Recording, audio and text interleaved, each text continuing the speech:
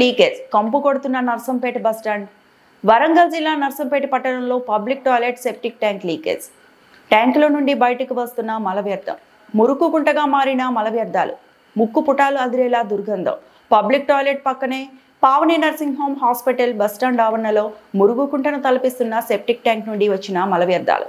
చికిత్స కోసం వచ్చిన రోగులు బంధువులు, రోగులు గగ్గోలు పెడుతున్న వైనం. రోగాల బారిన పడుతున్న స్థానిక చిరు వ్యాపారులు, రిక్షా కార్మికులు.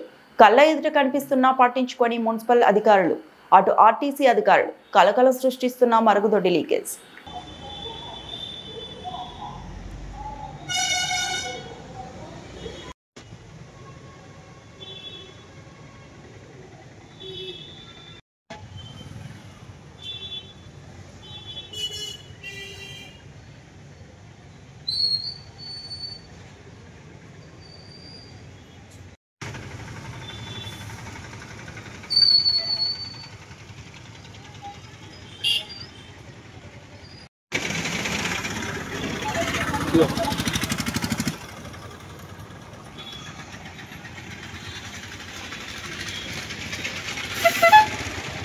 మరిన్ని అప్డేట్స్ కోసం మా ఛానల్ని సబ్స్క్రైబ్ చేయండి.